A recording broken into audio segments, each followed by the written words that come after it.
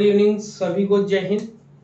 हाँ, जैसा कि आप सभी आज की डेट जानते हैं 24/03 मतलब आपको 24 मार्च है, जिसमें हम लोग ये ई शिक्षा संवाद समूह के माध्यम से, इस ग्रुप के माध्यम से एक दूसरे से जुड़े हैं, जिसके अंतर्गत हम लोग शिक्षा शास्त्र से संबंधित जितनी भी परीक्षाएं होती हैं उन सबसे संबंधित हम लोग यहाँ पर तैयारी करते हैं, जिसमें हम लोग NTA, UGC, net, JRF, assistant professor की हम लोग तैयारी करते हैं। साथ ही साथ हम लोग एमएड का जो एग्जाम होता है, या जो पीएचडी एंट्रेंस एग्जाम होता है, या फिर एमए इन एजुकेशन जो होता है एग्जाम, उससे रिलेटेड यहाँ पे जितने भी मैटर, जितने भी टॉपिक्स है, सबके सब चीजों को पढ़ा जाएगा यहाँ पर। ठीक है, तो सबसे पहले आज हम लोग जो डिस्कस करने वाले हैं, डाउट क्लियरिंग सेशन जो है हम लोग का, ये है एनटीए जो यूनिट आपका, ठीक, यूनिट फर्स्ट यूजीसी के अकॉर्डिंग यूनिट फर्स्ट है।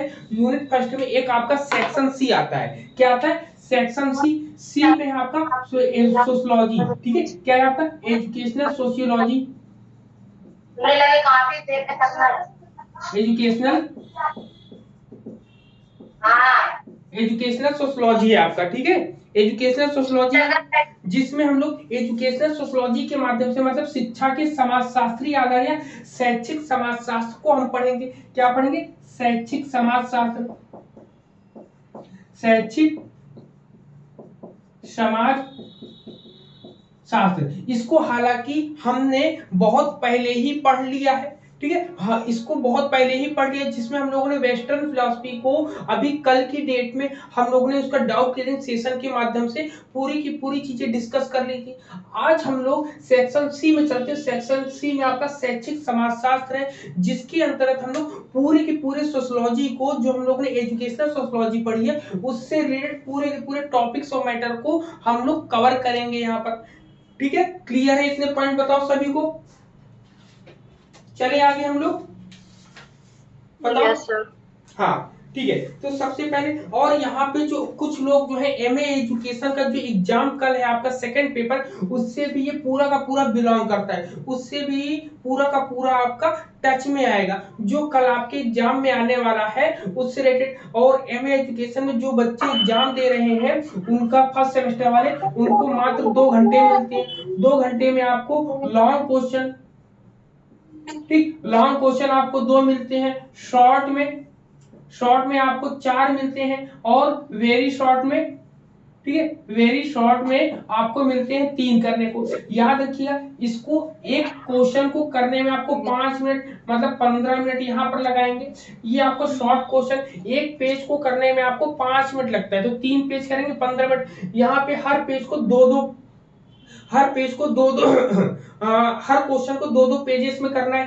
टोटल मिला के आपको कितना हो जाएगा एक पेज में, मतलब 10 चौको 40 मिनट ये आपको मिल गया। ठीक है, अब यहाँ पे ये लॉन्ग क्वेश्चन आपको 2 करने हैं, जो कि 15 नंबर का होता है। इसको आप 20 मिनट के देंगे, तो कुल मिला के 40 देंगे। यहाँ पे 40 मिनट देंगे, तो 40 80 और ये 60, 80 और ये 15, कितना हुआ आपका? मतलब 80-15 कितना हो जाएगा? नहीं जोड़ना आ रहा किसी को? 95 होता है। टोटल 120 मिनट में, टोटल 120 मिनट में से 95 ये आपका मैनेजमेंट है। अब इसमें से आपको सिग्नेचर करना, कॉपी भरना, ये सब चीजें, आपको कितने मिनट आपके पास बचते हैं? फिर भी आपको कितने मिनट आपके पास बच गए? 30 मिनट ना।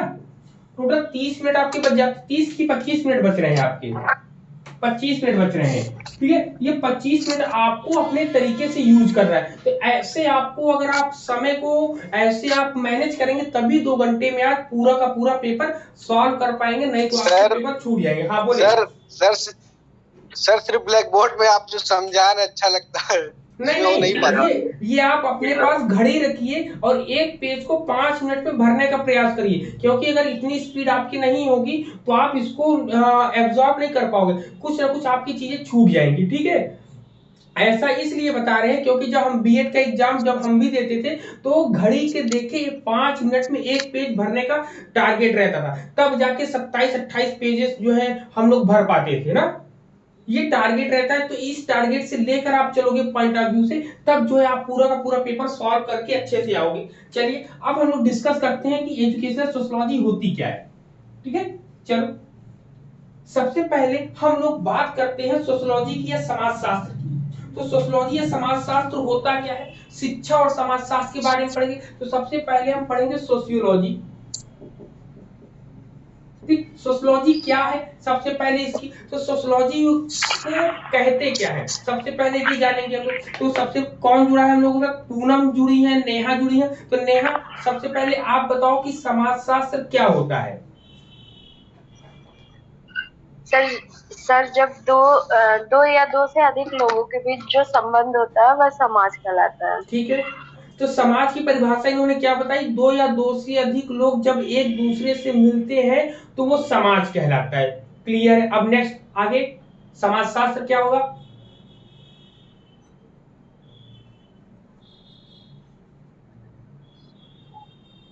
सर शैक्षिक समाजशास्त्र। नहीं, अभी आपने केवल समाज की परिभाषा बताई, समाजशास्त्र की परिभाषा क्या होगी।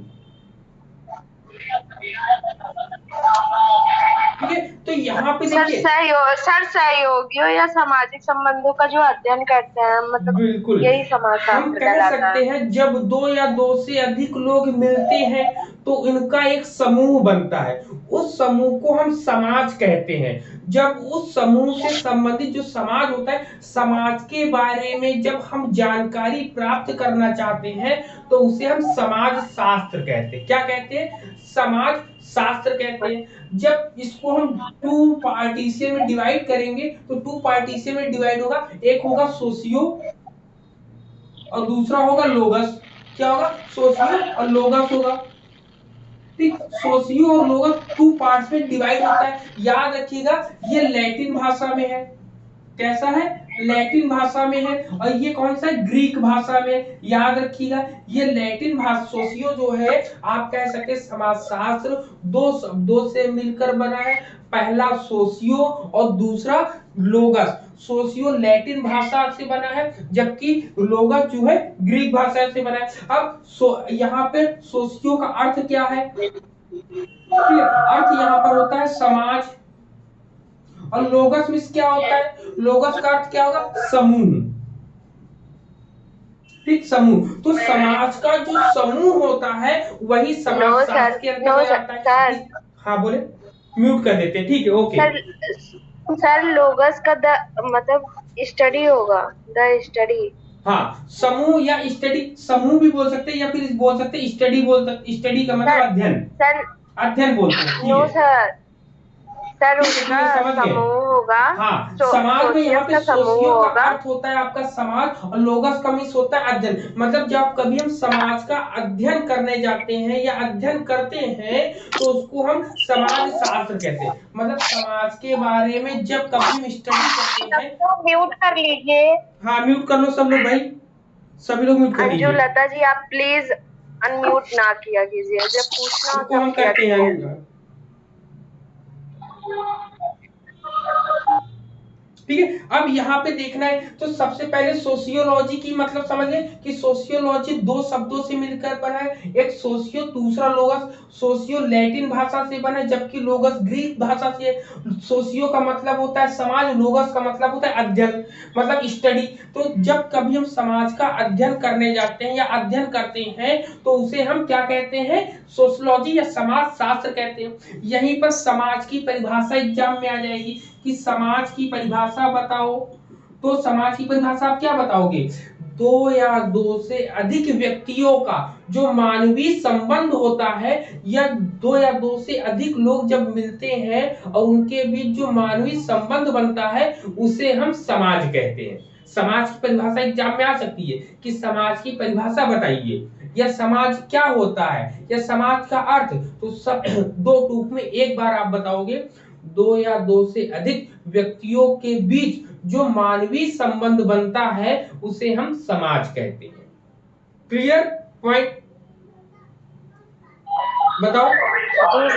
Yes sir. क्लियर है। अब यहाँ पे फिर नेक्स्ट हम देखते हैं, यहाँ पे अब बात आती है कि सोशियोलॉजी की हम लोग बात कर रहे हैं तो सोशियोलॉजी के फाउंडर कौन है, समाज शास्त्र के जन्मदाता कौन है आपके, जन्मदाता तो समाज शास्त्र के जो जन्मदाता है वो आगस्ट काम्टे हैं। आगस्ट काम्टे, ठीक है। समाजशास्त्र के जो पिता या जो जनक कहलाते हैं वो आगस्ट काम्टे हैं। ये कहाँ थे? ये फ्रांस के हैं, फ्रांसीसी थे। ठीक है, कहाँ के थे? फ्रांसीसी थे। और इन्होंने समाज शास्त्र या समाज शास्त्र को कब बताया था? तो इन्होंने बताया था 1837 ईस्वी में। ठीक है, याद रखिएगा 1837 ईस्वी में इन्होंने बताया।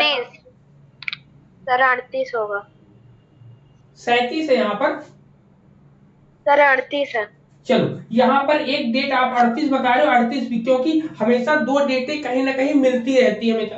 तो इतनी चीजें हम लोग को क्लियर हुई, यहाँ पर ये चीजें। अब बात यहाँ पर नेक्स्ट पॉइंट हम लोग नोट करेंगे, जिसमें कहा गया है क्या कि समाज को क्रमबद्ध। अब समाज को क्रमबद्ध रूप में किसने विभाजित किया?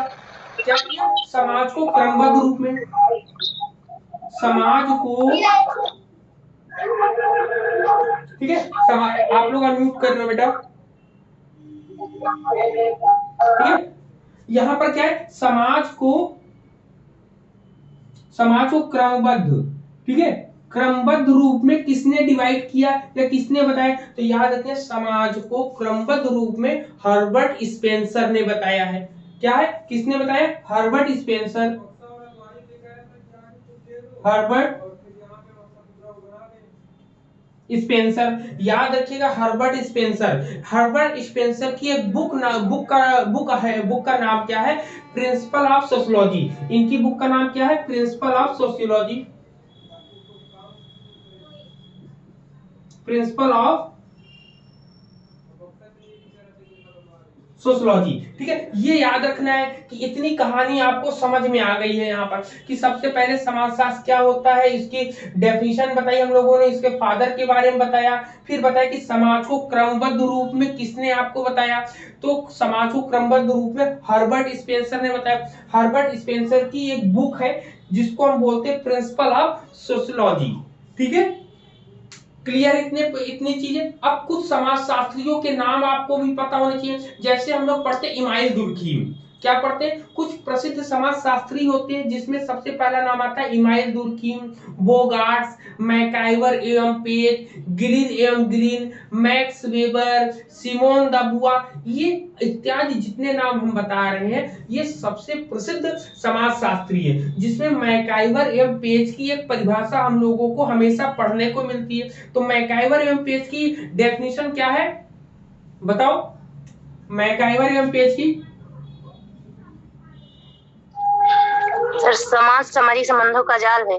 हाँ, समाज सामाजिक संबंधों का एक जाल है। ये लाइन जरूर नोट करिएगा। पेज, मैकाइवर एवं पेज के अनुसार आप डेफिनेशन लिखोगे, सामाजिक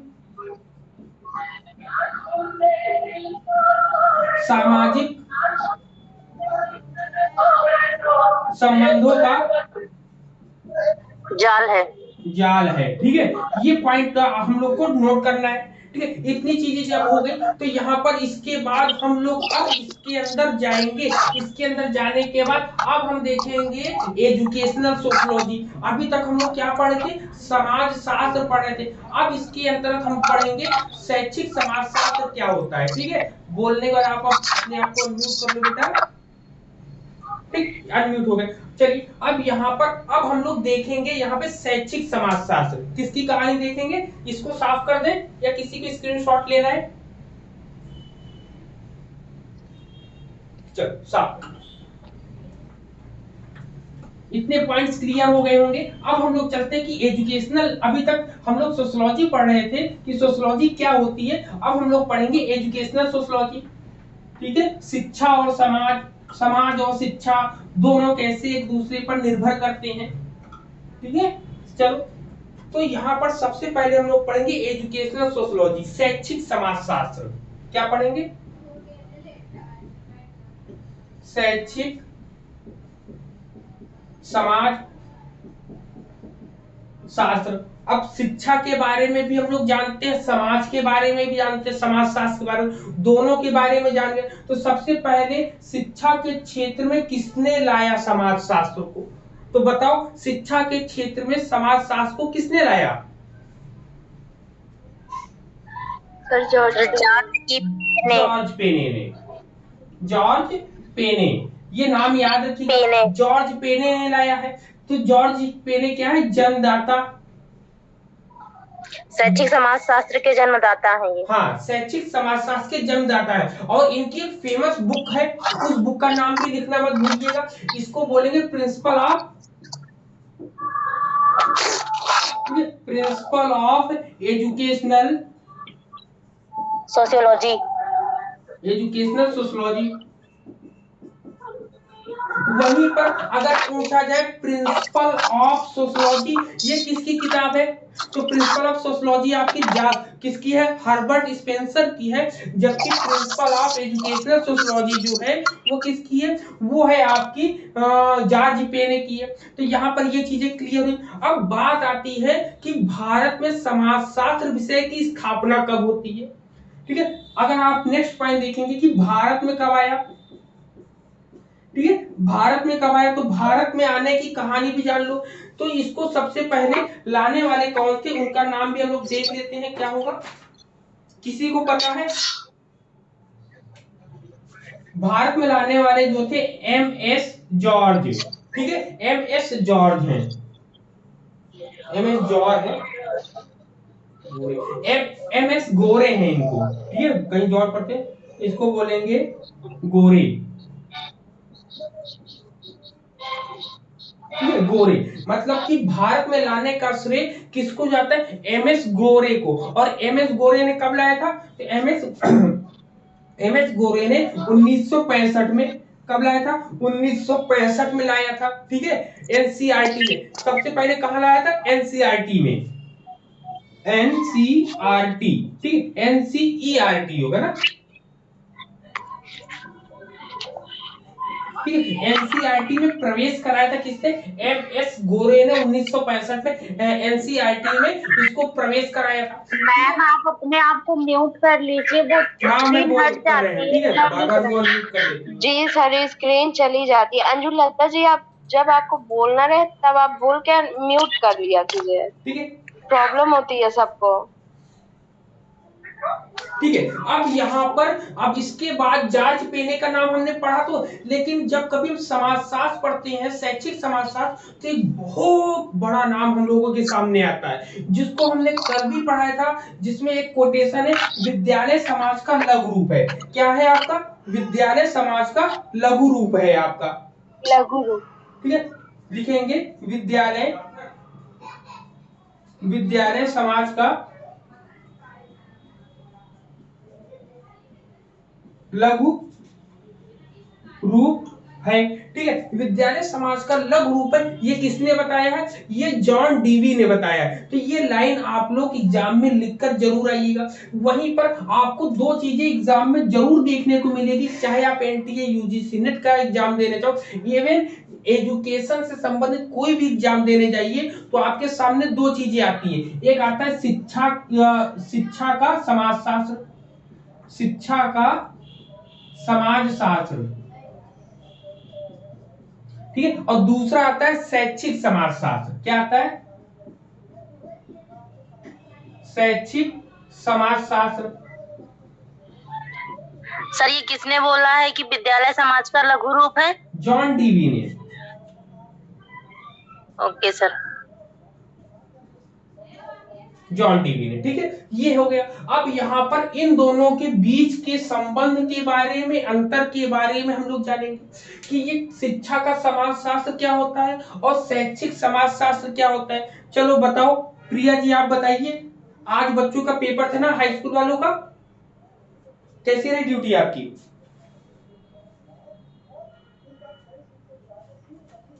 हेलो प्रिया जी, मेरी आवाज सुन रही है? यहीं पर है सर, यहीं पर है, पेपर मिलान कर रहे हैं। आप किसी और से पूछिए, मैं सुन रही हूँ। अच्छा अच्छा, पेपर मिलान कर रही है, चलिए कोई बात नहीं। तो सबसे पहले हम लोग देखते हैं शिक्षा का समाजशास्त्र होता क्या है। चलो किसी किसी को पता है? सविता सिंह जी आप बताओ। सर बता रही हूँ। शैक्षिक समाजशास्त्र को हम समाजशास्त्र की एक अंग मानते हैं, जैसे वो एक पार्ट हुआ। और जो शिक्षा का समाजशास्त्र है, यह समाजशास्त्र की एक शाखा है, यानी ब्रांच है। समाजशास्त्र का ये व्यवहारिक रूप है। समाजशास्त्र का एक अंग, रुक जाइए, पहले पॉइंट को लिख लीजिए, समाजशास्त्र का एक अंग है, एक पार्ट है। जबकि आपने बोला कि यह समाजशास्त्र का एक ब्रांच है, समाजशास्त्र शाखा की है, एक शाखा है, समाजशास्त्र की एक शाखा है।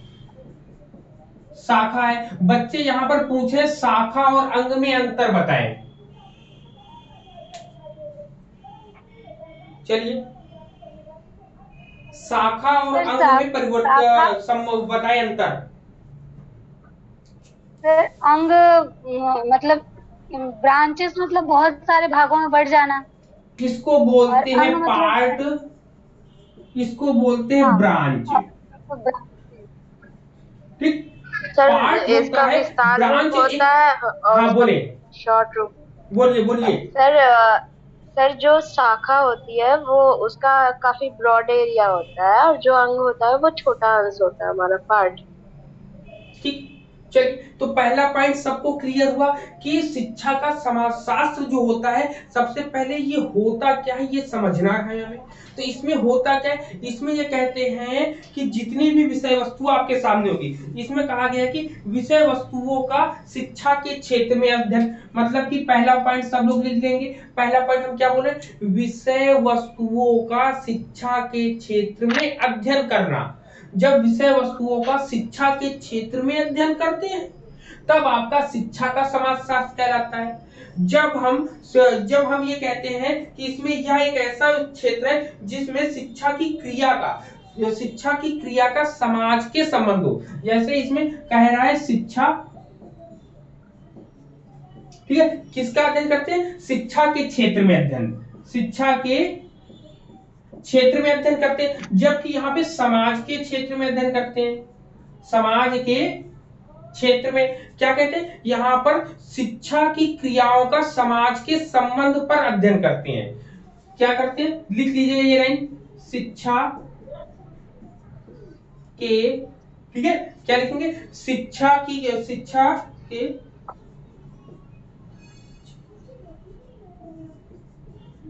शिक्षा और समाज, इन दोनों के बीच संबंध को जब हम जानने का प्रयास करते हैं कि शिक्षा और संबंध में क्या संबंध है, तो शैक्षिक समाजशास्त्र कहलाता है। जबकि शिक्षा का समाजशास्त्र जो होता है, इसमें केवल शिक्षा के क्षेत्रों को देखा जाता है, समाज में क्या है, मतलब यहाँ पर क्या है इसके और इसके संबंध में जो बताता है हमें, तो वो बताएगा शैक्षिक समाजशास्त्र। तो पहला दूसरा पॉइंट आपके माइंड में फिट हो जाना चाहिए। पहला पॉइंट क्या होता है कि समाजशास्त्र की एक शाखा के रूप में है।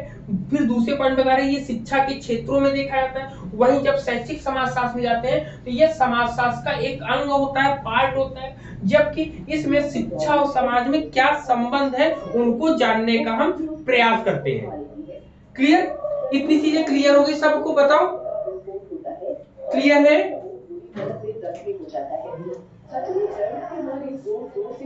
Yes sir.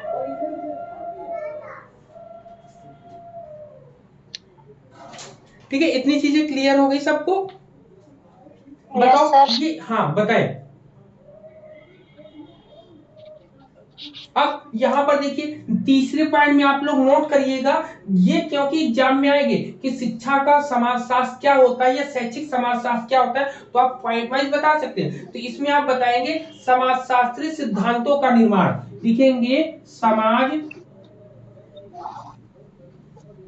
शास्त्रीय सिद्धांतों का निर्माण होता है, सिद्धांतों का निर्माण होता है, ठीक है। जबकि इसमें क्या होगा, जब यहाँ पे निर्माण होगा सिद्धांतों का, तो उसका हम प्रयोग भी तो कहीं ना कहीं करेंगे। तो यहाँ कहते हैं सिद्धांतों का प्रयोग क्या होता है, सिद्धांतों का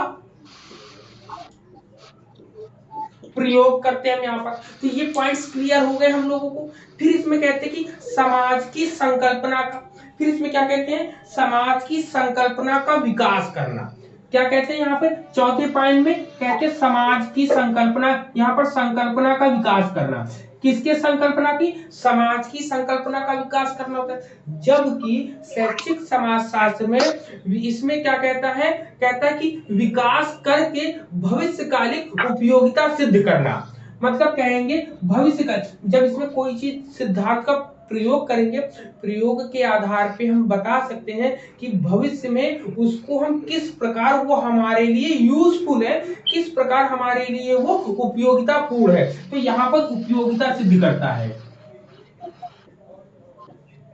उपयोगिता सिद्ध करता है। ठीक, उपयोगिता सिद्ध करता है। क्लियर है? इतने पॉइंट्स बताओ सबको, क्लियर हो गया सबको? बताओ यहां तक सबको क्लियर है? सभी लोग बोलो एक बार। Yes sir. ठीक है, यस सर। ठीक है। तो यहाँ पर इतने पॉइंट्स क्लियर हो गए। एग्जाम में ये अगर आएगा तो अब नेक्स्ट चलते हैं नेक्स्ट टॉपिक की तरफ। नेक्स्ट टॉपिक में आपका आएगा शैक्षिक परिवर्तन क्या होता है या सामाजिक परिवर्तन क्या होता है। सोशल क्या करेंगे, सोशल चेंज के बारे में पढ़ेंगे हम लोग सब। इसके बाद अब कि सामाजिक परिवर्तन क्या होता है। तो चलो जिसको आता है सामाजिक परिवर्तन बताओ जरा, तब से हम बोर्ड को साफ कर लें। सामाजिक परिवर्तन क्या होता है?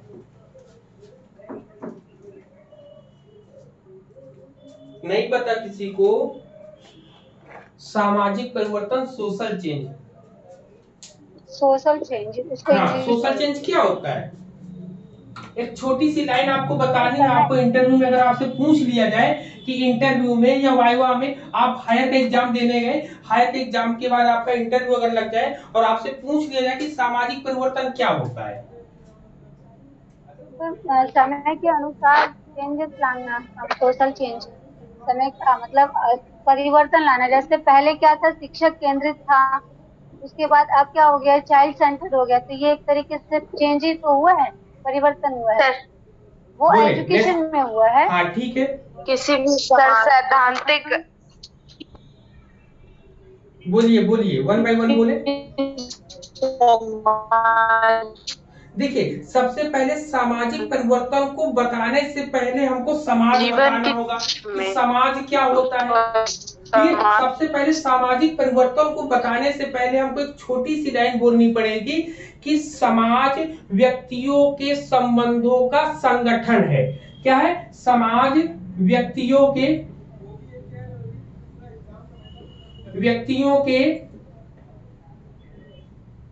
लिख लीजिएगा, व्यक्तियों के संबंधों का एक संगठन है। क्या एक संगठन है? ठीक है। जब ये कहता है कि अब इसमें देखिए समाज की परिभाषा होगी, अब कहेगा परिवर्तन क्या होता है, तो परिवर्तन ऑटोमेटिक आपके माइंड में आ जाएगा। पहले की स्थिति से आज की स्थिति में जो अंतर होता है उसी को हम परिवर्तन कहते हैं। परिवर्तन अच्छा भी हो सकता है, परिवर्तन बुरा भी हो सकता है। तो परिवर्तन की परिभाषा आप क्या जानते हो कि पहले की स्थिति से, मतलब लिखेंगे पहले की स्थिति से आज की स्थिति, दोनों में क्या करेंगे, जब देखेंगे कि दोनों में क्या सही है, अंतर क्या है, तो जब कभी इस अंतर को जब हम बताते हैं तो उसी को सामाजिक परिवर्तन कहते हैं, सोशल चेंज कहते हैं। तो सोशल चेंज की एक सीधी सी परिभाषा आप बता सकते हो, समाज की स्थिति में पहले से आज में होने वाला परिवर्तन ही सामाजिक परिवर्तन कहलाता है। क्लियर पॉइंट सबको बताओ? क्लियर है एकदम पॉइंट? नई शिक्षा नीति बोलिए बोलिए। सर, जो नई शिक्षा नीति जो आई है, तो पहले की शिक्षा जो थी उससे बदल के ही तो आई है। हाँ, इसमें हम ये एग्जाम्पल जरूर जोड़ सकते हैं कि वर्तमान समय में जो राष्ट्रीय शिक्षा नीति 2020 आई है, वह समाज की आधुनिकता को साथ में लेकर चलने के लिए, इसलिए इसको सामाजिक परिवर्तन के अंतर्गत ही शिक्षा में परिवर्तन किया गया है कि समाज में जो आज डिमांड है, टेक्नोलॉजी की डिमांड है, आईसीटी की डिमांड है, टेक्निकल चीजों के लिए ज्यादा चीजों की आवश्यकता है समाज में, तो उसके अनुसार ही शिक्षा को देने की बात करी। जबकि ये जो इससे पहले जो हम लोग पढ़ते थे 1986 में जो राजीव गांधी जी द्वारा जो बनाई गई थी राष्ट्रीय शिक्षा नीति, उसी के आधार पे हम लोग पढ़ते चले आ रहे हैं। जो कि परिवर्तन होना लाजमी था। अब इसके बाद देखेंगे सामाजिक परिवर्तन के क्षेत्रों में इतने कितने प्रकार के परिवर्तन माने हैं। ठीक है, तो कह सकते हैं कि सामाजिक परिवेश में इन्होंने परिवर्तन के प्रकार, ठीक है, अगर हम परिवर्तन के प्रकार पढ़ेंगे तो इन्होंने ये एग्जाम में आ सकता है। एग्जाम में क्या आएगा कि सामाजिक परिवर्तन के प्रकार बताइए, तो प्रकार में आप इसके पांच प्रकार आप बता सकते हैं। कितने प्रकार की बात करेंगे तो इसके 5 प्रकार बताए गए। ठीक है, 5 प्रकार कौन कौन से हैं? ठीक, 5 प्रकार कौन कौन से? तो 5 प्रकार में सबसे पहले संचय आता है। ठीक है, संचयी आता है सबसे पहले पॉइंट में। ठीक है, दूसरा लिखेंगे, दूसरा आपका आता है प्रतिभाग आता है। क्या आता है? प्रतिभाग आता है। तीसरा क्या आता है? तीसरे पॉइंट में आपका आता है आकस्मिक आता है। ठीक, आकस्मिक आएगा। चौथे पॉइंट पे जब हम देखेंगे तो चौथे पॉइंट में उतार चढ़ाव आएगा। ठीक है, चौथे पॉइंट में उतार चढ़ाव आएगा आपका। और पांचवें पॉइंट में जब हम जाएंगे, पांचवें पॉइंट में आएगा चक्रीय परिवर्तन। चक्रीय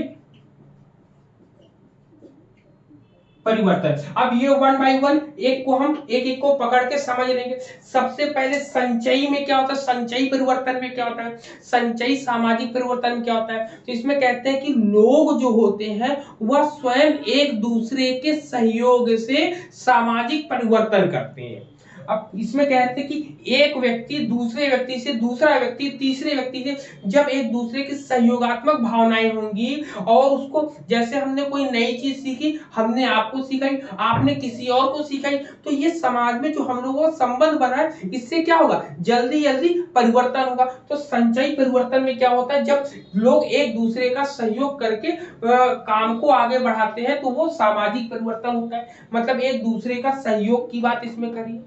प्रतिभाग क्या होता है? प्रतिभाग में कहता है कि जब कभी दो समूह एक दूसरे के साथ प्रतिभाग करते हैं, जैसे एक राजनीतिक दल है, दूसरा राजनीतिक दल है, दोनों पार्टियां एक दूसरे के साथ प्रतिभाग करें, कुछ बातें कुछ चीजें उनके द्वारा ली जाए, कुछ चीजें उनके द्वारा ली जाए। जब दोनों लोग ऐसी कंडीशन को लेकर आते हैं तो उसको प्रतिभाग कहते हैं। पार्टिसिपेशन वाली जो कंडीशन होती है ना, कि कोई एक ऐसा मुद्दा भारत में आ जाता है जिसमें भाई समर्थन के बिना काम नहीं हो सकता है, तो समर्थन के बिना जब काम नहीं होगा तो उसमें पार्टिसिपेट तो करना ही पड़ेगा, तो ये बोलते हैं। फिर आकस्मिक में आप क्या लिखोगे? आकस्मिक में आप लिखोगे अप्रत्याशित रूप से समाज में परिवर्तन।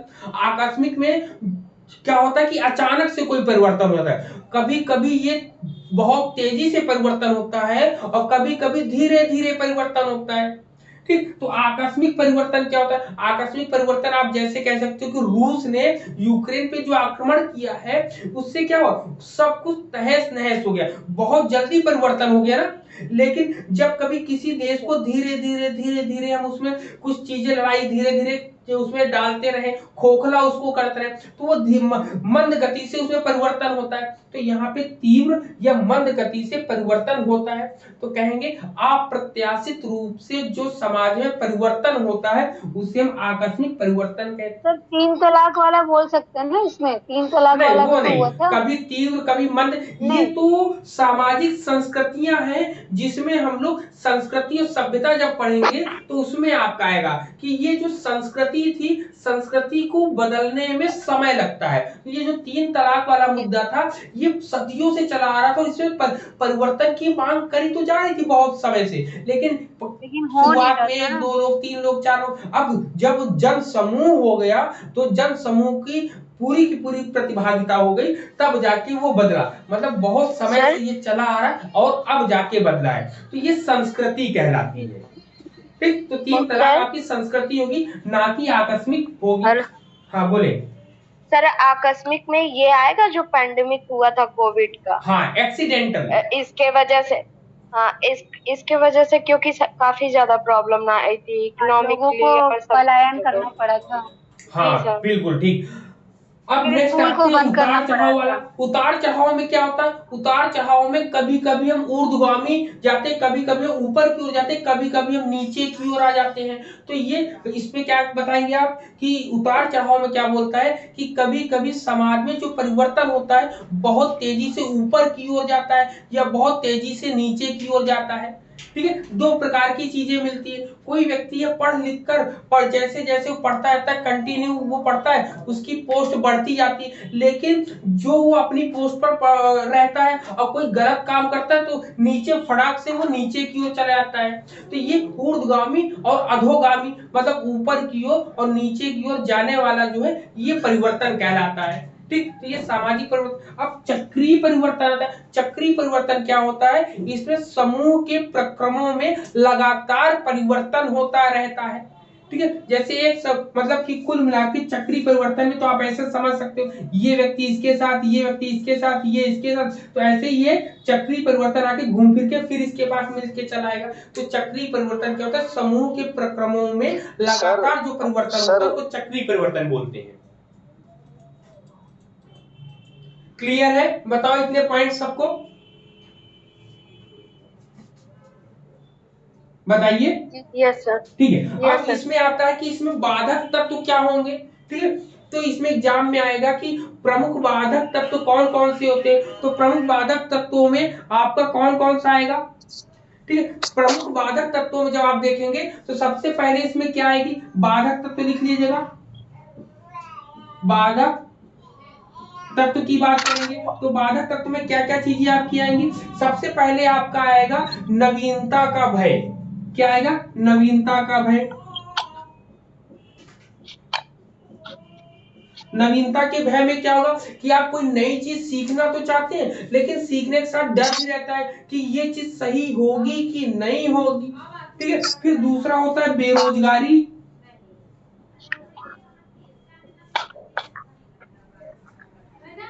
ठीक, बेरोजगारी होती है। फिर होता है जाति। नंबर 3 पे जाति होती है। जाति भी रुकावट होती है आपकी, यह बाधक तत्व होता है। जाति के साथ हम लोग राजनीति भी बोल सकते हैं। राजनीति के साथ अशिक्षा भी हम लोग बोल सकते हैं। तो तमाम ऐसी चीजें हैं जो बाधक तत्व या सामाजिक परिवर्तन में बाधा उत्पन्न करती है हम लोगों में। ठीक है, यहाँ पर आप भाषा भी लिख सकते हैं, पाश्चात्य की नकल भी लिख सकते हैं, अनेक प्रकार की जो बाधाएं आपको समझ में आती है अपने अकॉर्डिंग आपको लिख लेना है। अब हम लोग बात करते हैं सामाजिक स्तरीकरण की। जुड़ गए सब लोग? चलिए सर आर्थिक स्थिति आएंगे। हाँ, आर्थिक स्थिति श्योर आएगी। सामाजिक परिवर्तन में 100% आएगी। या चाहे किसी घर की हो, किसी परिवार की हो, किसी राष्ट्र की हो, किसी देश की हो, सब जगह आर्थिक स्थिति मजबूत होगी तो हम सामाजिक परिवर्तन में ज्यादा सशक्तिकरण से मजबूती से हम लोग आगे बढ़ सकते हैं। अब यहाँ पर नेक्स्ट आता है सामाजिक स्तरीकरण। अब सामाजिक स्तरीकरण क्या होता है? तो इसमें कहता है कि जब समाज को विभिन्न वर्गों अथवा स्तरों में बांट दिया जाता है तो उसी को हम सामाजिक स्तरीकरण कहते हैं। मतलब सामाजिक विकास के लिए सामाजिक मूल्यों को, अब इसमें बताइए सामाजिक स्तरीकरण करते हैं तो पहले डेफिनेशन आप लोग लिख लोगे, जब समाज को विभिन्न वर्गों अथवा स्तरों में बांट दिया जाता है तो उसे हम सामाजिक स्तरीकरण कहते हैं। अब इसका बंटवारा क्यों होता है? सर थोड़ा स्लो सर, फिर से रिपीट कर देखिए, दीजिए। जब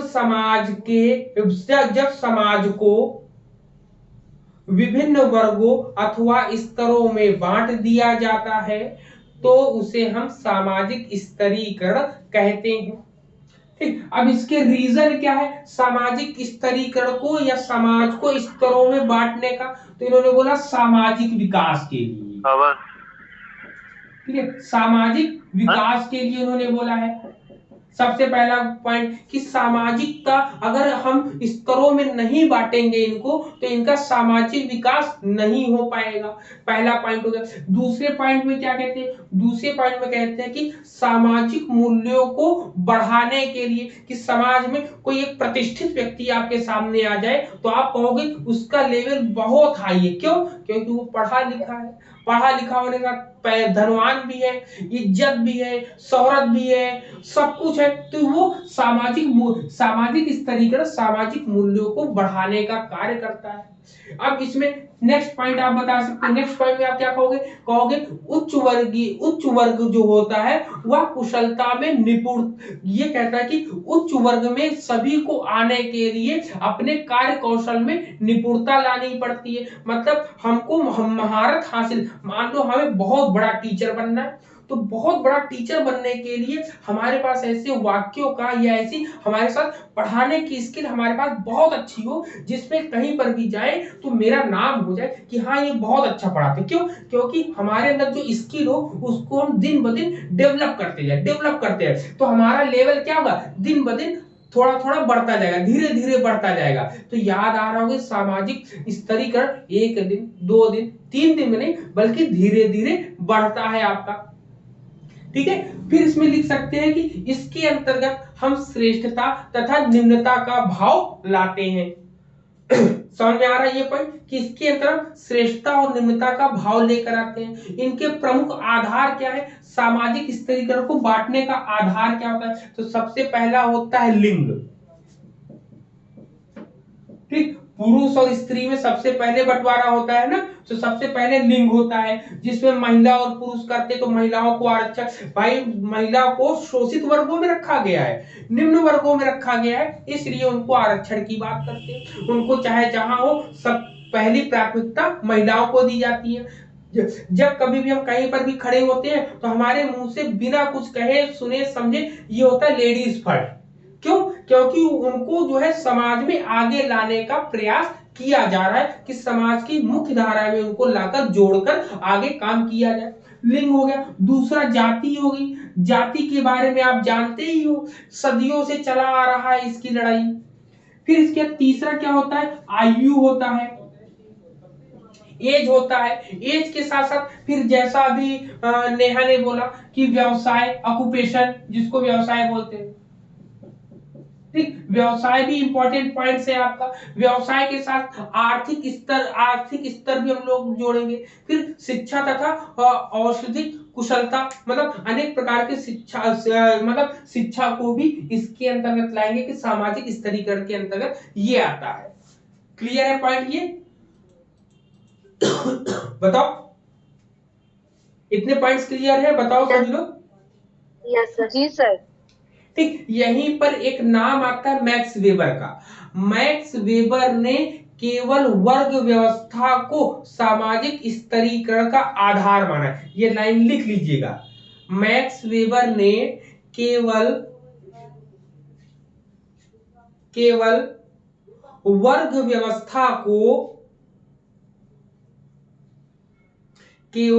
व्यवस्था को सामाजिक स्तरीकरण का आधार माना है।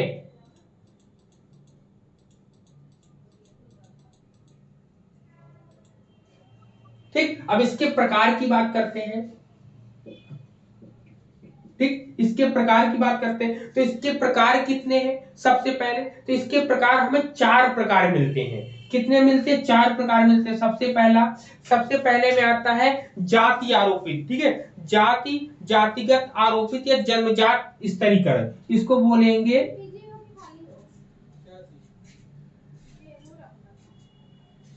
जन्मजात स्तरीकरण। पहला पॉइंट हो गया। पहले पॉइंट में जन्मजात स्तरीकरण की बात बोलते, इसमें फिर दूसरा पॉइंट होगा अर्जित स्तरीकरण।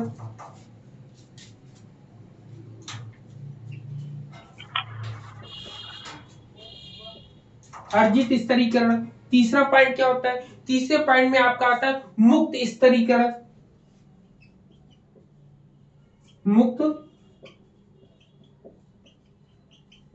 मुक्त स्तरीकरण। चौथे पॉइंट में आपका क्या आता है? चौथे पॉइंट में आता है बंद स्तरीकरण।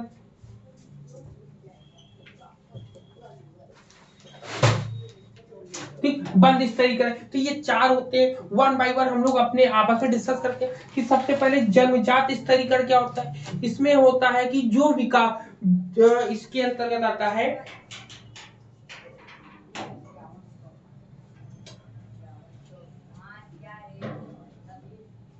मतलब इसमें जन्मजात स्तरीकरण का मतलब हुआ कि जन्म के आधार पर जब हम किसी की जाति को निर्धारित कर देते हैं तो वो जन्मजात स्तरीकरण हो जाता है कि निम्न वर्ग में जाएगा कि उच्च वर्ग में जाएगा। जैसा कि आप आरक्षण के बारे में जानते हैं कि SC ST OBC जनरल ये सब चीजें, आदिवासी होता है, माइनॉरिटी होती है, अनेक प्रकार का, ये जातिगत जो है स्तरीकरण कर दिया है। दूसरे में अर्जित स्तरीकरण में क्या आएगा? अर्जित स्तरीकरण में आता है कि व्यक्ति अपनी योग्यता तथा कुशलता के आधार पर प्राप्त करता है। अर्जित स्तरीकरण जैसे एग्जाम्पल में हम लिख सकते हैं राष्ट्रपति जो इस समय रामनाथ कोविंद है, तो इन्होंने अर्जित की है ना, पढ़ लिख कर। अब पढ़ने लिखने का अधिकार हमें किसने दिया है?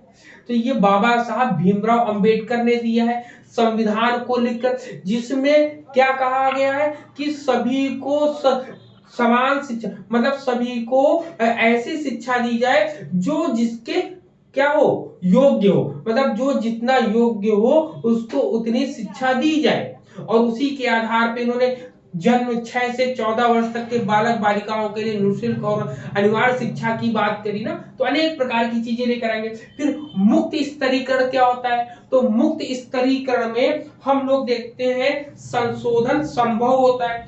मुक्त स्तरीकरण में होता है जो फ्री हो, फ्रीडम जिसको मिले, मतलब यहाँ पर किसी भी स्तरीकरण में कोई भी स्तर है तो स्तर में उसमें कोई ना कोई संशोधन कर सके, उसमें कोई ना कोई परिवर्तन कर सके। तो इसमें ये होता है कि मुक्त स्तरीकरण में जिसमें जो है परिवर्तन जब हम करेंगे, संशोधन करेंगे, तो वो किसी के पद में करेंगे, किसी और पद में करने के लिए कुशलता चाहिए और योग्यता चाहिए, तो ये बोलते हैं। जबकि बंद स्तरीकरण में जब हम आएंगे तो बंद स्तरीकरण में संशोधन असंभव रहता है। इसमें संशोधन जो है असंभव है। कैसे? इसका एग्जाम्पल आप कह सकते हो जाति, दूसरा लिंग, तीसरा आयु। क्या आप इसमें परिवर्तन कर सकते हो? नहीं कर सकते। लेकिन परिवर्तन संभव किसमें? शिक्षा में परिवर्तन कर सकते, पद में परिवर्तन कर सकते हैं, कुशलता में परिवर्तन कर सकते हैं, और हम योग्यता में परिवर्तन कर सकते हैं। क्लियर? इतने पॉइंट सबको बताओ। सर ये मुक्त स्तरीकरण जो होता है वो शिक्षा से है, जैसे जो फ्री एजुकेशन हमें मिलता है? नहीं, मुक्त का मतलब हो गया जिसमें जिसमें हम जोड़ तोड़ कर सके। इंडिपेंडेंट के बारे में सुना होगा ना आपने, वेरिएबल रिसर्च में अगर जाओ तो इंडिपेंडेंट वेरिएबल में पढ़ा ना कि जिसमें हम जोड़ तोड़ कर सकते हैं वो इंडिपेंडेंट होता है। तो वही ये मुक्त को मुक्त लेवल या इंडिपेंडेंट लेवल जो होता है, इंडिपेंडेंट लेवल में किसी भी प्रकार का हम जोड़ तोड़ उसमें कर सकते हैं, उसको उच्च स्तर बढ़ाने के लिए। Okay sir. ठीक, अब बात आती है नेक्स्ट, सामाजिक गतिशीलता, सोशल मोबिलिटी जिसको बोलते हैं।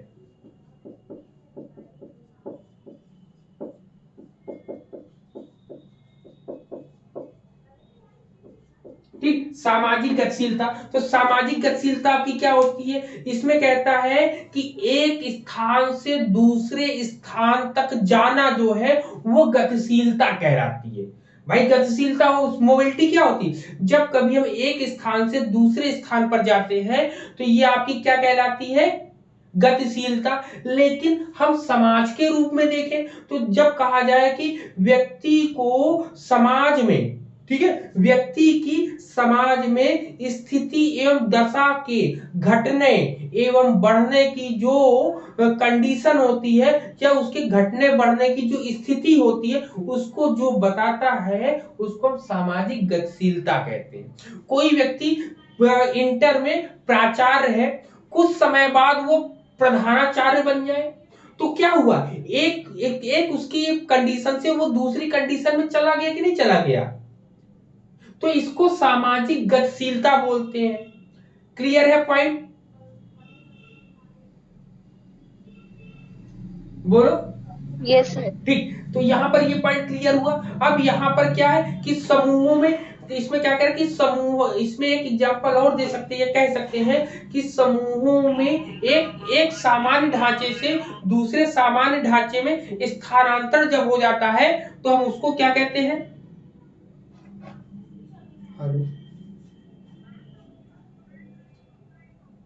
जूम पर पहले पढ़िए, ठीक है? ओके।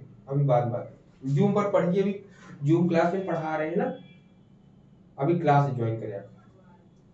हाँ ठीक है, तो यहाँ पर इतनी चीजों, सामाजिक गतिशीलता होगी ना। सामाजिक गतिशीलता के बारे में हमने क्या बताया, जब व्यक्ति जो है समाज की एक स्थिति से दूसरी स्थिति में घटने या बढ़ने की जो कंडीशन को शो करता है, उसको हम सामाजिक गतिशीलता बोलते हैं। तो ये पॉइंट क्लियर हो गया।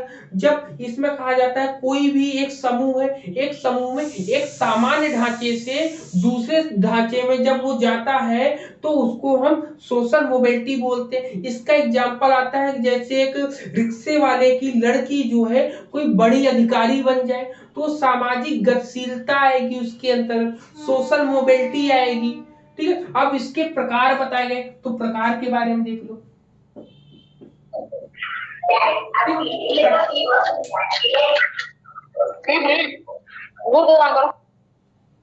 आप लोग साइलेंट रखिएगा ना। अब यहाँ पर प्रकार है, तो प्रकार इसमें कुल मिला के आपको ढेर सारे प्रकार मिलेंगे, लेकिन सबसे पहले हम देखते हैं नंबर 1, पहले नंबर पर होती है समतल सामाजिक गतिशीलता।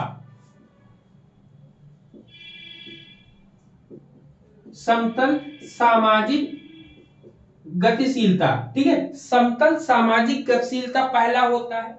दूसरा आपका क्या हो जाएगा,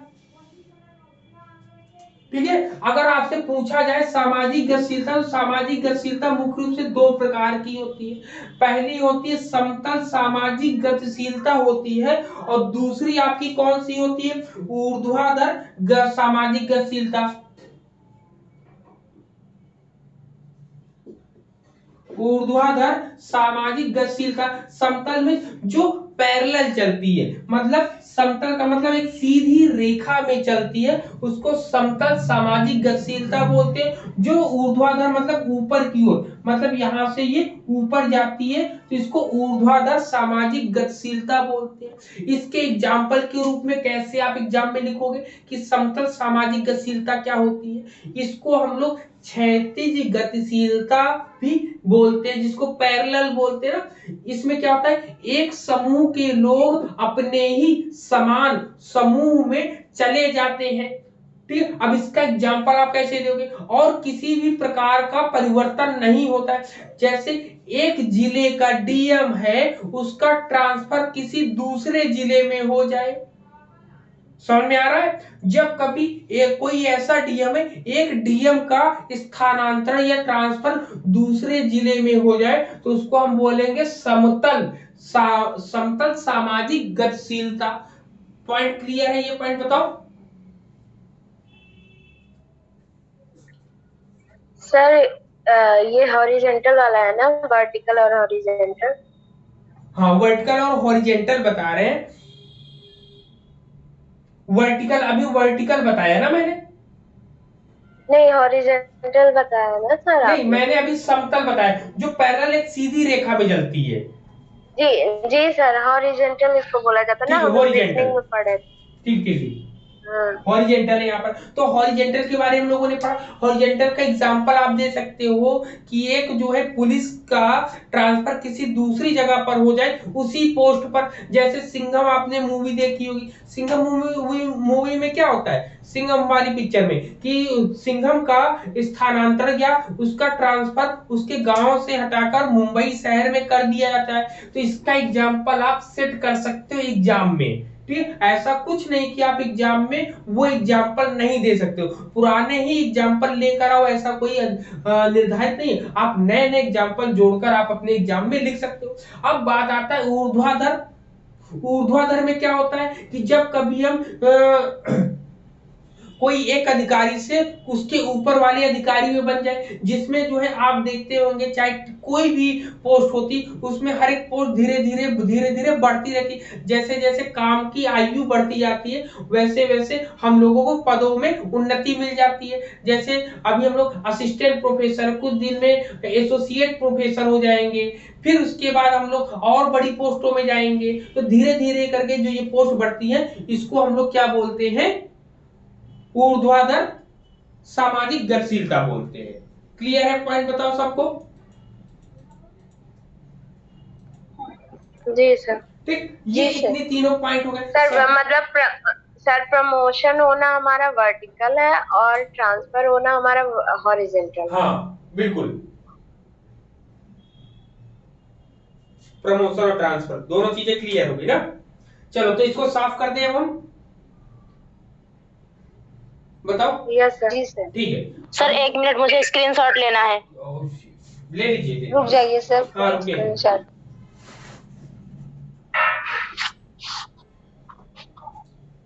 ओके चलिए नेक्स्ट। Sir 1 minute. हो गया बेटा, अब जब वीडियो चली जाएगी यूट्यूब पर तब ले लीजिएगा आप।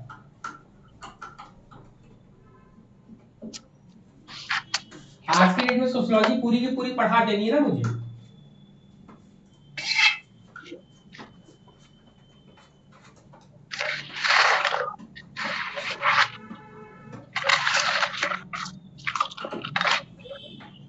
चलिए अब हम लोग पढ़ेंगे क्या, समाजीकरण, सोशलाइजेशन क्या होता है। समाजीकरण की परिभाषा भी हम लोग देखेंगे। सबसे पहले देखेंगे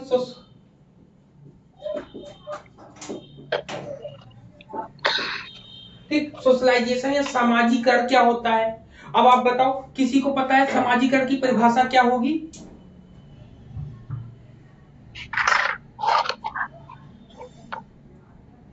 बताओ, सोशलाइजेशन की डेफिनेशन किसी को आती है।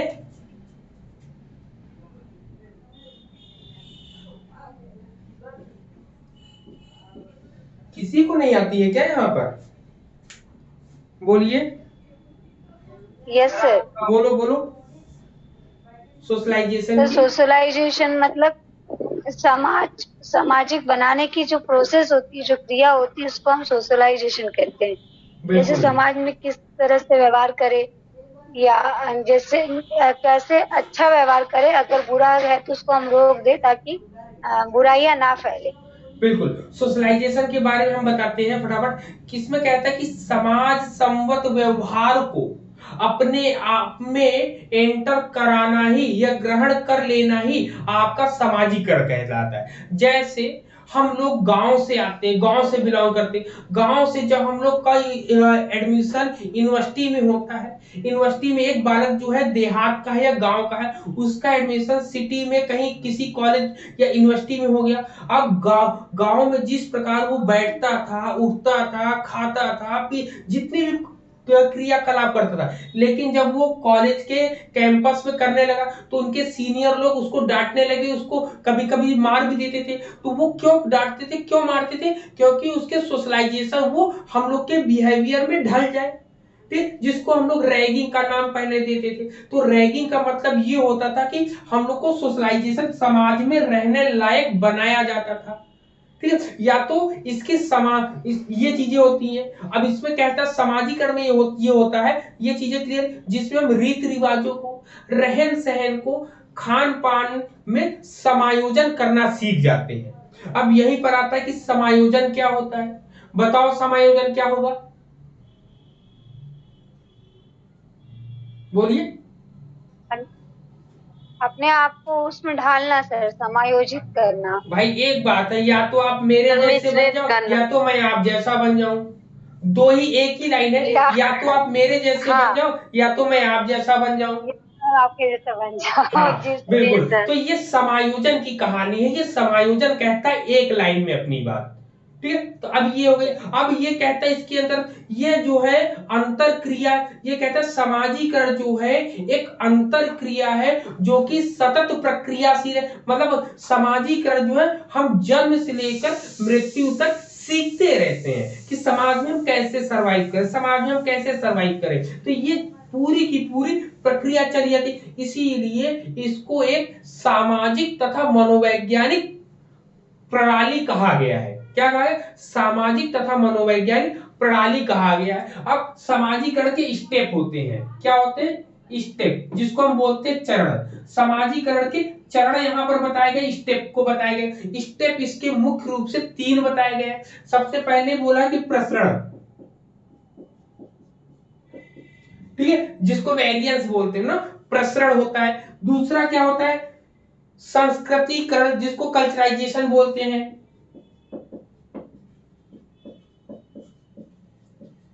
संस्कृतिकरण।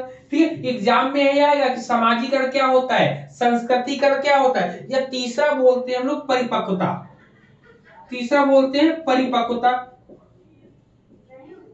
ठीक, तीसरा पॉइंट क्या आपका, परिपक्वता। अब तीनों के बारे में क्या होता है, तो ये तीनों के बारे में हम लोग बता सकते हैं या समझा सकते हैं, किसी को पता हो बताओ ये सब चीजें क्या होती हैं।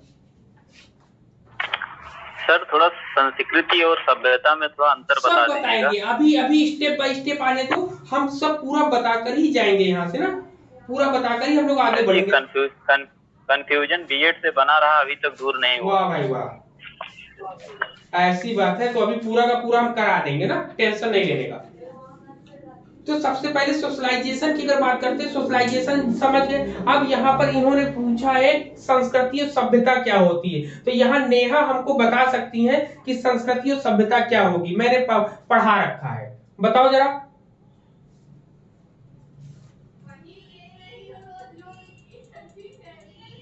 नहीं आ रही आवाज, नेहा को मेरी आवाज नहीं आ रही, बताओ। नो सर आ रही है। बताओ बताओ, पूछ रहे पूछिए। सर संस्कृति हमारी जो मतलब सैद्धांतिक होती है, पहले से चली आ रही है, और सर सभ्यता हमारी परिवर्तनशील होती है। अच्छा ये बताओ, हमने जो कपड़े पहने हैं ये संस्कृति है कि सभ्यता है? सर सभ्यता है सर। और जो हम ये जब कभी सुबह उठते हैं पूजा करते हैं या कहते हैं कि हमारे घर में शादी विवाह का जो रस्मों रिवाज होगा वो क्या होगा? संस्कृति होगी। संस्कृति। तो कहने का मतलब ये है जिसमें हम जीते हैं, जिसमें हम जी रहे हैं, कि जैसा समाज है वैसा हम बने जा रहे हैं, तो ये कहलाती है सभ्यता। लेकिन हमारे अंदर जो जी रहा है, हमारे अंदर जो हमारी संस्कृति पीढ़ी और पीढ़ी दर पीढ़ी पीढ़ी दर पीढ़ी जो अपने कुल देवी कुल देवता को पूजते हैं ना, उनकी हर चीजों को मानते हैं। हमारे यहाँ कहते नहीं, हमारे यहाँ तो इस तरीके पूजा होती है, हमारे यहाँ तो दूसरे तरीके पूजा होती है, तो ये सब क्या है, संस्कृति है। संस्कृति। हाँ, तो ये दोनों चीजें तो वही बोला ना कि सभ्यता परिवर्तनशील होती है और संस्कृति हमारी वैसी की वैसी चली आती है। नहीं, परिवर्तनशील वो भी होती है, लेकिन किसी में तेजी से परिवर्तन होता है और किसी में धीमा परिवर्तन होता है। तो तेजी से जो परिवर्तन होता है उसको हम सभ्यता कहते हैं, और जिसमें धीरे धीरे परिवर्तन होता है उसको हम संस्कृति कहते हैं। ठीक है, इसी में अगर आप देखोगे तो हम लोग को आधुनिकीकरण भी पढ़ने को मिलेगा। क्या पढ़ने को मिलेगा? आधुनिकीकरण।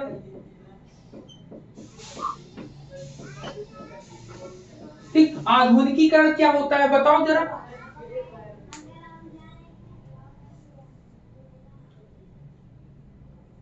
आधुनिकीकरण क्या होता है? सर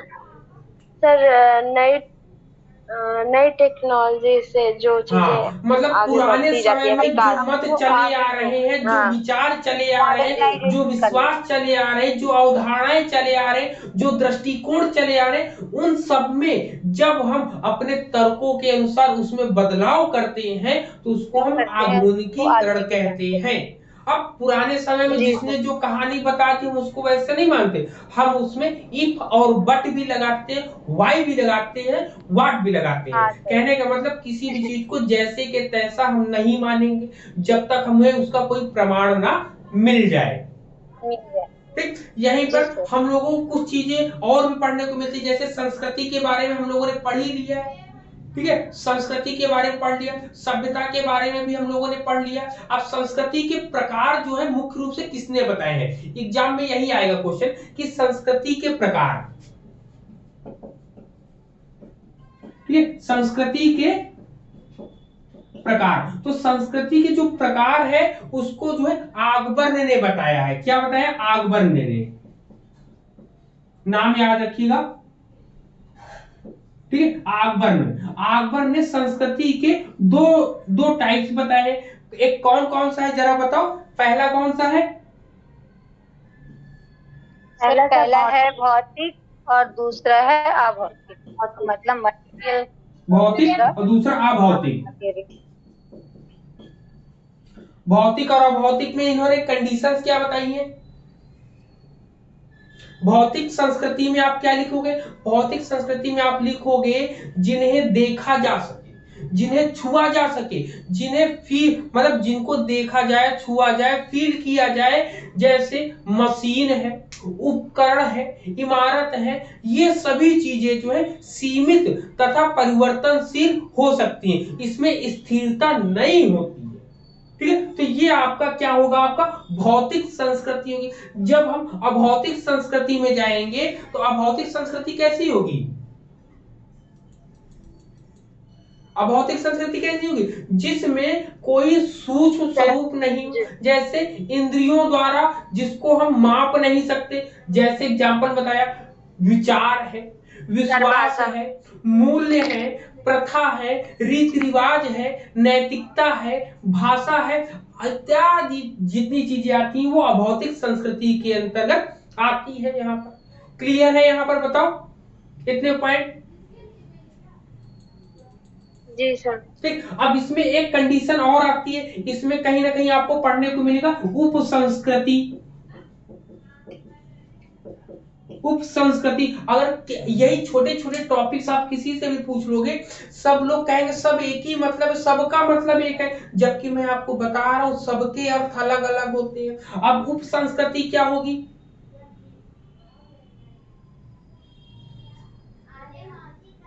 बताओ। आप कह सकते हो हमारे भारत देश की जो संस्कृति है उसमें विभिन्न समुदाय होते हैं और विभिन्न समुदाय अलग अलग ढंगों से संस्कृति, जो सांस्कृतिक तत्व है उनका आत्मसातीकरण करता है, तो इसी को हम उप संस्कृतिकरण कहते हैं। उप संस्कृतिकरण का मतलब होता है देश, हमारा भारत देश है, हमारे भारत देश की संस्कृति है कि मेला लगता है, दशहरा लगता है, लेकिन हर जगह दशहरा लगने का कारण अलग है, त्योहार मनाने का तरीका अलग है, लेकिन होता है दशहरा, अलग अलग नामों से भी हम लोग कई जगह जानते हैं। तो ये उप संस्कृति है, मतलब संस्कृति के अंदर जो होता है उसको उप संस्कृति हम बोलते हैं। ठीक है, बताओ। हेलो सर, में आ गया? वो लाइन फिर से बोल दीजिए। हाँ सर, वो लाइन फिर से बोल। मतलब आप कह सकते हैं संस्कृति के अंदर जो संस्कृति के अंदर जो पाई जाती है उसको हम उप संस्कृति बोलते हैं।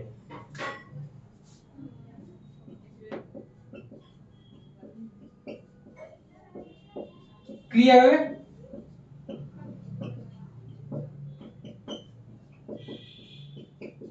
ठीक, अब आपके सामने दो क्वेश्चन और आएंगे, एक संस्कृतिकरण होता है और एक संस्कृति ग्रहण होता है। संस्कृतिकरण में क्या होता है? जब एक संस्कृति दूसरी संस्कृति को स्वेच्छा से स्वीकार करे, जैसे आपने देखा होगा कि निम्न जाति वाले ईसाई धर्म को अपनी स्वेच्छा से स्वीकार करते हैं, तो उसे हम संस्कृतिकरण कहते हैं। जब एक लड़की का विवाह दूसरे समाज में या दूसरे परिवार में होता है तो वो क्या कहलाता है? संस्कृतिकरण होता है, मतलब अपनी स्वेच्छा से होता है। लेकिन संस्कृति ग्रहण क्या होता है? जब एक संस्कृति दूसरी संस्कृति के दबाव में रहकर क्रिया करे, रहकर काम करे, तो उसे हम संस्कृति ग्रहण कहते हैं, कि मतलब जबरदस्ती उसको जो है दिखाया या कराया जाता है। क्लियर है? बताओ दोनों पॉइंट, संस्कृतिकरण, संस्कृति ग्रहण, बोलिए।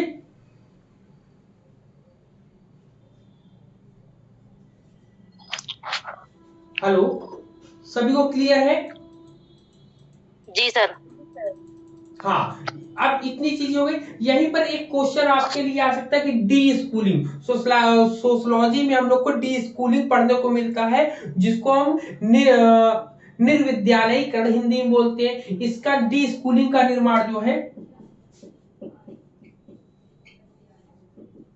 डी स्कूलिंग में इन्होंने क्या बताया? डी स्कूलिंग को इवान इलीच ने दिया है। किसने दिया है? इवान इलीच ने दिया है। इवान इलीच ने क्या कहा है? इवान इलीच ने कहा है कि यह जो विद्यालय है, चार दीवार, केवल ये चार दीवारियों से घिरा एक कमरा होता है, इसके अंदर जो है अभिभावकों का शोषण होता है, बालकों का शोषण होता है, इसलिए इन्होंने विद्यालय को नकार के प्राकृतिक वातावरण में, खुले वातावरण में इन्होंने शिक्षा देने की बात करी।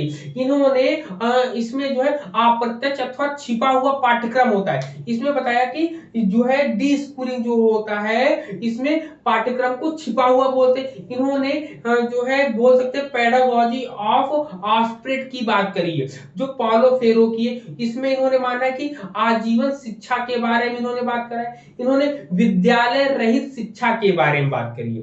कुल मिला के हम कह सकते हैं जो डी स्कूलिंग है, डी स्कूलिंग का मतलब होता है कि विद्यालय रहित जो शिक्षा दी जाए उसी को इन्होंने डी स्कूलिंग बोला है। कि जब कभी किसी बालक को शिक्षा देनी हो तो विद्यालय की चार दीवारियों में ना दी जाए, बल्कि उसको पर्यटन के लिए, घुमाने के लिए लिया जाए, या उनको, जैसे आपके पेपर में टूर है, टूर का था ना, टूर में बहुत से बच्चे गए, बहुत से बच्चे नहीं गए, तो वो टूर के एग्जाम में भी आपके नंबर वहां पे जुड़ेंगे। यदि जिन विद्यार्थियों को, जिन बच्चों को लगता है कि टूर में वो नहीं गए हैं और जो है उनको नंबर मिलेगा वाइवा में, तो ऐसा नहीं है, उनको नहीं मिलेगा वो नंबर। ठीक है, तो ये यहाँ बताते। तो डी स्कूलिंग की कहानी हम समझ गए, क्लियर है? बताओ सर हिंदी में क्या इसे बोलते हैं डी स्कूलिंग को?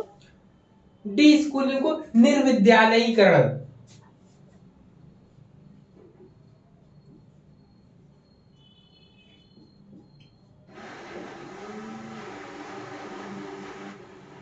ठीक, निर्विद्यालयीकरण बोलते हैं हम लोग। क्लियर है? इतने पॉइंट बताओ सभी को। Yes sir. ठीक है, तो यहाँ पर इतनी चीजें थी जो मैंने आपको सबका सब शैक्षिक समाजशास्त्र के अंतर्गत जो चीजें आती हैं वो चीजें मैंने पढ़ा दी आपको। क्लियर है? ये पूरा का पूरा एजुकेशनल सोशियोलॉजी आपका था। ठीक है, बताओ सभी को समझ में आ गया ना? चलिए, यस सर। चलिए अब नेक्स्ट हम मॉर्निंग में क्लास करेंगे, अभी क्योंकि टाइम ज्यादा हो गया है ना। अब नेक्स्ट मॉर्निंग में क्लास फर्स्ट पेपर की होगी, जिसमें हम लोग जो उपमान, अर्थापत्ति और अनुपलब्धि था, आज सुबह हम लोग क्लास नहीं कर पाए थे, तो अब कल सुबह जरूर हम लोग करेंगे। ठीक है, और सब लोग 6:15 बजे ना? हाँ, 6:15 बजे यूजीसी नेट के फर्स्ट पेपर की आपकी क्लास चलेगी। ठीक है, ओके सर। चलिए सभी को गुड नाइट, शुभ रात्रि, जय हिंद। सॉरी सर, मैं डिस्कनेक्ट हो गई थी। 9 बजे नहीं थी ना क्लास? 9 बजे अब नहीं होगी, 8:30 तो हो ही रहा है। हाँ, अब सुबह लेंगे हम लोग फर्स्ट पेपर की क्लास। हाँ ठीक है सर, ठीक है, ओके। चलिए, ओके, गुड नाइट सभी को, जय हिंद।